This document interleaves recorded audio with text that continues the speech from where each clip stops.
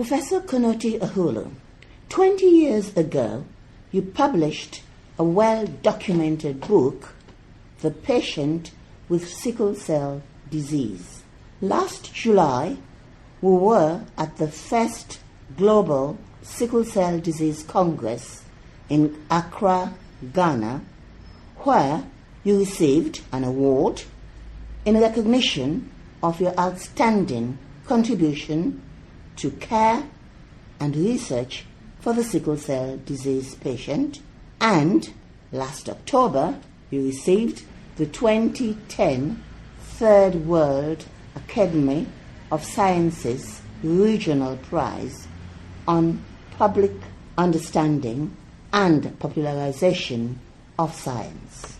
What do you think of the current status of the sickle cell disease patient? Thank you. I am happy that you did not say what is the current status of sickle cell disease, but you emphasized the patient. The patient does well when circumstances of the crisis are emphasized. I'll give you an example. If emphasis is on the disease, the blood of the patient, it is easy to miss important features of the patient. We in West Africa emphasize the circumstances which tip a patient into having pains, and we do not give blood every month as some specialists in Europe and the USA do. So it is looking after the patient and asking them to record what the circumstances are which tip them into crisis. In relation to the first Global Congress, what is sickle cell disease, and how much awareness is there in the world of this disorder? Where in the world there is a name for this hereditary condition, awareness is high. For example, in the tribal setting, there are names and terms of patients who ache severely in the rainy season. So the awareness is high. Now, it is customary to say that the person has sickle cell disease, his or her parents have sickle cell trait. I find this not easy to understand if you are talking to an illiterate. So, because nobody has sickle cell disease unless she or he has a contribution from father and mother, I have coined the phrase ache to stand for sickle cell disease, where an ache factor is contributed by the father and an ache by the mother. If you take my family, my father and mother had 11 children. 3 of us had sickle cell disease. 8 of us had no aches or pains at all, and my parents had no aches and pains at all. But when you did a test on my parents, you found that they were carriers of the gene. So I call them norm ache. When having children, they would pass on an ache or a norm to a particular child, not norm ache. In other words, if a person is AS, will not pass on the AS to a child, would only pass on an A or an S. This is why you can have a family where some of the children have the disease and others don't. And norm is for normal? Norm is for normal, and ache is for sickle. An enormous amount of discussion was given to the dental student from Grenada, and his name was Walter Clement Noel, who was the first patient ever diagnosed with sickle cell disease in the Western world 100 years ago in Chicago. Do tell us a bit more about this dental student. Also, what is your perspective about the diagnosis of sickle cell disease in Africa prior to this description in the West? Yes, it was a student from Grenada who was anemic, in other words, short of blood, and his eyes were yellow. And he also had ulcers on the legs and ached on and off. Exactly the person who in Africa would be known as having had hereditary rheumatism. And the reason he was said to have sickle cell anemia was that when Dr. Herrick looked under the microscope at his blood, he found that some of the red cells, instead of being round-shaped, were shaped like the agricultural tool, which is called a sickle. So when he found the cells in the blood, they called it sickle cell anemia. But they found that the parents who did not have the disease, when you took their blood and you deprived it of oxygen, the cells changed into sickle shape. This is the way to test whether a person is a carrier or not. So if you took the blood of my mother, who was perfectly well, who had children who had sickle cell disease, and you looked at the blood under the microscope, the blood cells would be round. But if you added something to change the oxygen status around the cells will suddenly change into sickle shape. So you would find that she was a carrier. Now let's move on to newborn screening. Yes. Newborn screening for sickle cell disease featured a lot at the Congress in July. What tips can you give to health professionals and carers in sub-Saharan Africa, for example, in Sierra Leone, who would like to set up a newborn screening network? Yes, the advantage of newborn screening is that it is possible to find which of the babies born today would develop symptoms of sickle cell disease.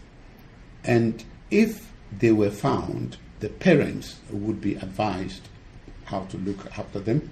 They will be told, for instance, that if they had diarrhea and vomiting, the blood in the veins will shrink and more of the cells would turn into sickle shape, and they would have a sickle cell crisis and they'll be ill. And the spleen sometimes would enlarge and become big on the left side of the abdomen. And so the parents would be advised how to look for signs of complications in the child. This is the advantage of newborn screening. The disadvantage of newborn screening is that it is expensive, and the government is unwilling to undertake this. We recommended this 40 years ago in Geneva at the World Health Organization, but because of the expense, it's not done. But this is why NGOs and individuals who are doing this in Sierra Leone and in some parts of West Africa ought to be commended for this. And as 1 in 3 or 1 in 4 of the healthy people in Sierra Leone, Ghana, and Nigeria, and so on, is a carrier, we ought to ask them to help in building our screening centers. After sickle cell is diagnosed, what next? Well, again, it depends on the age. When a child is found to have the problem, they are either in a steady state, in other words, they don't have any problems and they are not screaming in pain, or in sickle cell crisis, in pain. Nobody gets from the steady state when they are healthy and well into a sickle cell crisis without a precipitating cause. There must always be a precipitating cause. And in Africa, the commonest precipitating cause of the bone pain is, believe it or not, malaria. Even though some of the textbooks are saying that if you have sickle cell disease, you are protected against malaria, it's not true. Malaria is the commonest cause of sickle cell crisis. It's only those who are carriers who have some resistance against malaria. But those who are patients, ache, I call them ache from father, ache from mother. The SS is ache, X-salatemia is ache, SC is ache. Those are tipped into sickle cell crisis with malaria and other infections like sore throat, measles, and so on. So they should be extremely careful about that. Older ones should increase their intake of fluids and look after themselves and not be over-exhausted, especially at examination time. Go to bed early and don't stay up after midnight. Otherwise, you'll go into sickle cell crisis. Now, in relation to young babies, there is a condition known as dactylitis, or the hand-foot syndrome. Yes. Do tell us a bit about that. Yes, this is very, very instructive. I wasn't told anything about this when I was a medical student in England. But when I went home to Ghana, it was the mothers who brought children to me and said, look, this child is going to develop chwe, which is the name in Ghana for sickle cell disease. Why? Because the hands become swollen and tender and black, and the feet also. This is called hand-foot syndrome, and this is the first sign of sickle cell disease in an African. So if a mother sees a child having this, she should take her or him to the hospital and tell the doctor, please do a blood test on the patient and treat infections and malaria, vaccinate them, immunize them early when they are well so that they are not tipped into crisis by infectious diseases. There are teenagers listening to us today.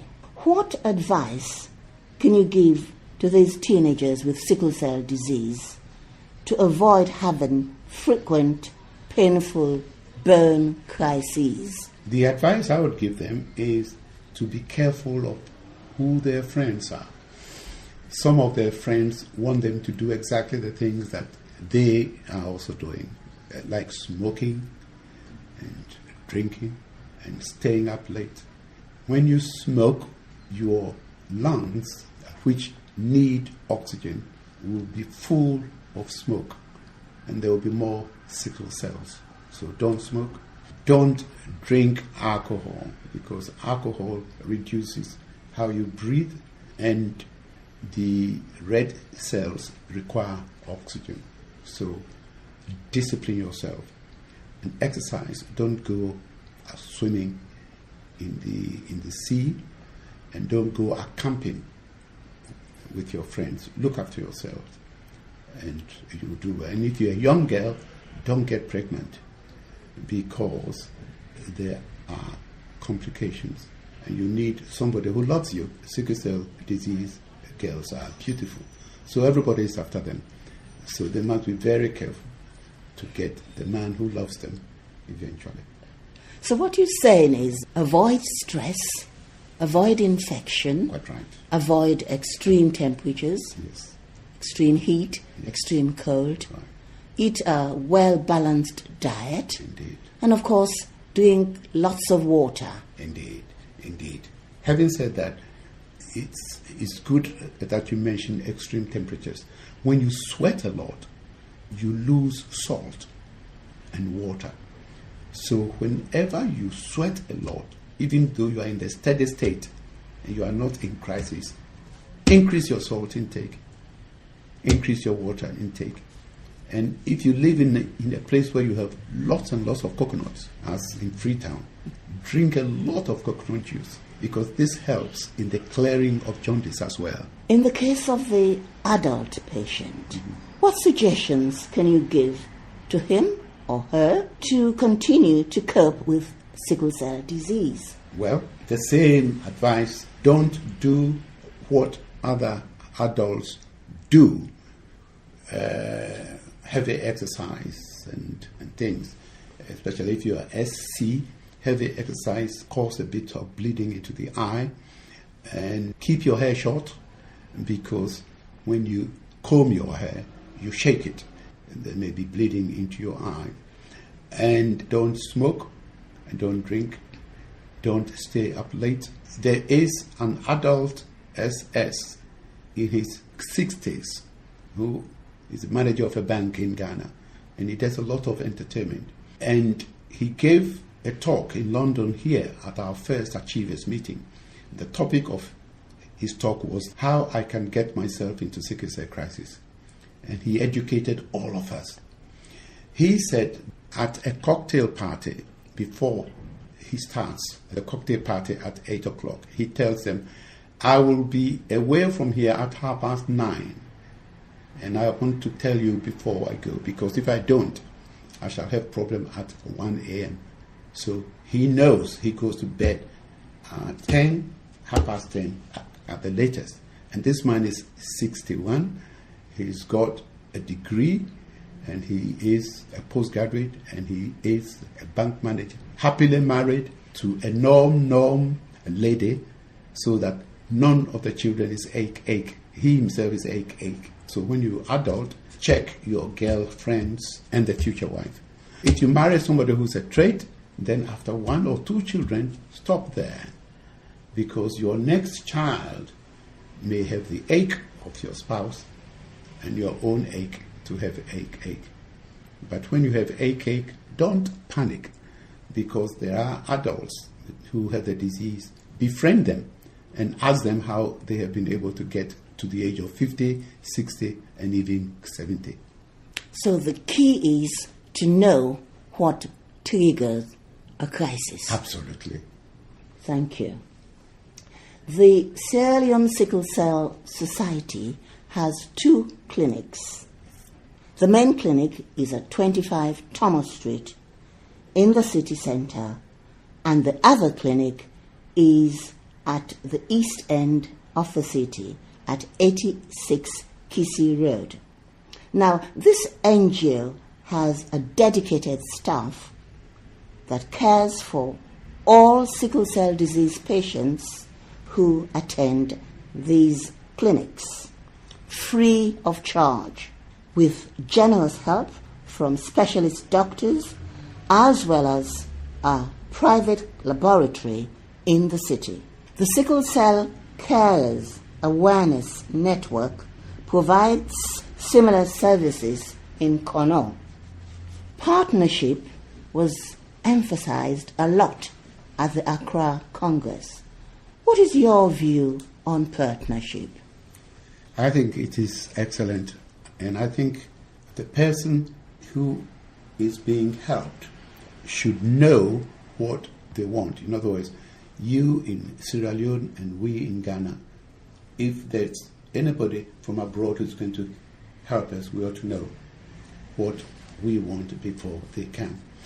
At home, it is good to have the partnership of all the faculties, because 1 in 4 of all the important specialists and the nurses and the midwives in Sierra Leone and Ghana is a carrier. So we are all one. We should all be involved in it. And I'm impressed by the NGO work in Sierra Leone where help is given free of charge. Nowhere else in the world is this done free of charge. But if it's free of charge to the consumer, it is not free of charge to the person who is helping. Therefore, I appeal to all wealthy people, please, please, please, to help in the funding of these NGO clinics and the laboratories and the education system. We need to do this ourselves. Our governments are not able to do this for us because they need funds for anti-malaria drugs, for antibiotics and so on. It is also important, if a person with sickle cell disease is often ill, then they should be on antibiotics periodically or almost all the time. I don't give it all the time because I make it a point of seeing them every 4 weeks or every 6 weeks, whether they are sick or not, and look at their teeth to see whether there are any holes in their teeth, and look at their legs to see whether there are any ulcers or not. This is a rather personal question, Professor. You are one of the pioneers of sickle cell care and research on the African continent, particularly in Ghana. Now you practice medicine in Harley Street in London. Do you miss the challenges of practicing medicine in your native land, Ghana? Yes and no, because we did train excellent doctors. I've been in Ghana 3 times this year, in the past 11 months, and they're doing excellent work. And it is not the expertise which is important, it's the dedication. We teach them to get up at night and see a patient whom they had admitted in the evening to see if the nurses are doing the right thing or not. And to emphasize the circumstances. The case of the Nigerian grandmother who came to England to see her twin grandchildren aged 5. One of them agreed to go with her to Sainsbury's. The other stayed at home to watch TV. The one who went to Sainsbury's came home in the rain, had a crisis, and developed a stroke. This is an example of how we look after the patients, how we teach our doctors in Ghana to look after the patients. Look after your circumstances, because here is a twin who is well in the steady state, and here is another twin who has had a stroke because of the circumstances. These things are not emphasized as much in England as in Ghana and Sierra Leone. So I do have a position in Ghana as the Kweke Agri Distinguished Professor of Human Genetics in the University of Cape Coast. So I am in and out of the country, and I make sure that those whom we taught are doing the things which we ask them to do. Thank you so much, Professor, for your insights on treatment and management of the sickle cell patient. Thank you very much indeed, Tunu.